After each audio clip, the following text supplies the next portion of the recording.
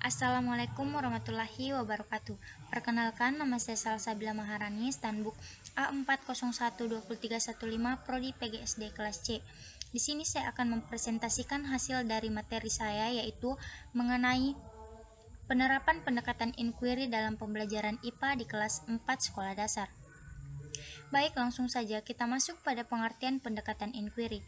Pengertian pendekatan inquiry terbagi menjadi dua bagian, yaitu pendekatan inquiry menurut Moggiono dan Dimyati 1993, bahwa pendekatan yang dirancang untuk melatih peserta didik dalam melakukan proses meneliti itu terjadi bila peserta didik dihadapkan pada masalah yang mengandung tantangan intelektual secara bebas terarah ke dalam kegiatan meneliti untuk memperoleh pengetahuan. Sedangkan menurut Amin 1987 dan Rostia 1998 mengatakan bahwa inquiry adalah suatu perluasan proses discovery yang digunakan dalam cara yang lebih dewasa. Sebagai tambahan pada proses discovery, inquiry mengandung proses mental yang lebih tinggi tingkatnya. Misalnya, merumuskan masalah, merancang eksperimen, melakukan eksperimen, mengumpulkan dan menganalisis data, menarik kesimpulan, menemukan sikap objektif, jujur, hasrat ingin tahu, terbuka, dan sebagainya. Kelebihan dan pendekatan inquiry terbagi menjadi 4 bagian, yaitu yang pertama, self-concept, dapat membentuk dan mengembangkan konsep pengolahan informasi oleh peserta didik. Yang kedua, kognitif, memiliki kemungkinan besar untuk memperbaiki dan memperluas persediaan dan penguasaan keterampilan dalam proses kognitif peserta didik. Dan yang ketiga yaitu percaya diri, membuat konsep percaya diri peserta didik bertambah dengan penemuan yang diperolehnya. Dan yang terakhir atau yang keempat yaitu berpikir intuitif, mendorong siswa berpikir intuitif dan merumuskan hipotesisnya sendiri. Penemuan yang diperoleh peserta didik dapat menjadi kepemilikannya sendiri. Selanjutnya, pembahasan karakteristik penerapan inquiry menekankan pada proses mencari dan menemukan.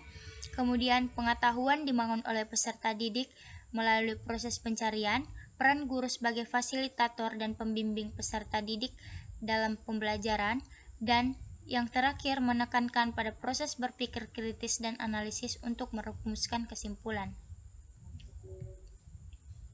Selanjutnya, langkah-langkah pendekatan inquiry terbagi menjadi 3 tahapan, yaitu yang pertama, tahapan persiapan menurut Moggiono dan Dimyati. Yang kedua, tahapan pelaksanaan. Tahapan ini merupakan kegiatan inti dalam proses pendekatan inquiry. Dan yang ketiga yaitu tahapan tindak lanjut, evaluasi terhadap peserta didik.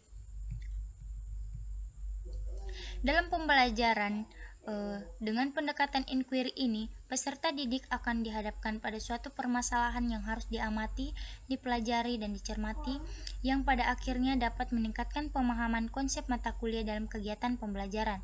Secara logika, apabila peserta didik meningkatkan partisipasinya dalam kegiatan pembelajaran, maka secara otomatis akan meningkatkan pemahaman konsep materi pembelajaran, dan pada akhirnya akan dapat meningkatkan prestasi belajar. Untuk mengungkapkan proses pembelajaran tersebut, pendidik harus mengumpulkan dan menangkap data yang berupa fenomena dan bahasa verbal, kata-kata, kalimat, ungkapan, serta sedikit data kuantitatif yang merupakan hasil tes guna mendukung kekuatan yang berupa bahasa verbal, yaitu kata, kalimat, maupun fenomena. Selanjutnya, penerapan pendekatan inquiry dalam pembelajaran sifat zat cair dan tekanan udara. Komponen. Yang pertama, pendidik harus mengetahui benar tujuan yang hendak dicapai dalam materi mengajar. Yang kedua, pendidik harus memutuskan dan menetapkan tingkah laku yang akan dimiliki dan diperlihatkan oleh peserta didik sampai berakhirnya satu periode belajar mengajar. Dan yang ketiga, pendidik harus menetapkan suatu strategi pengajaran atau situasi belajar di mana tingkah laku yang diterapkan dapat tercapai. Dan yang keempat atau yang terakhir yaitu pendidik harus menyiapkan alat-alat evaluasi untuk mengetahui sejauh mana tercapainya tujuan pendidikan yang dikehendaki.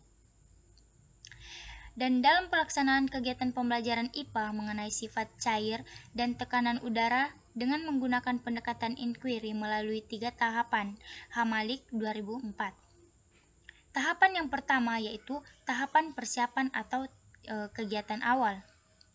Dalam menggunakan pendekatan inquiry, bagian kegiatan pembelajaran IPA dibutuhkan persiapan untuk kelancaran pelaksanaan kegiatan tersebut.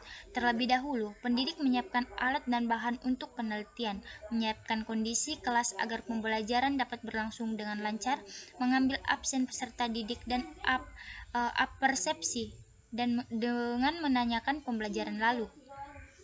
Kemudian tahapan pelaksanaan kegiatan inti, tahapan menentukan tujuan pengajaran, tahapan pembentukan kelompok, tahapan perumusan masalah, tahapan eksperimen atau kerja ilmiah, tahapan menarik kesimpulan, tahapan diskusi kelas, tahapan rangkuman, dan yang terakhir yaitu tahapan tindak lanjut.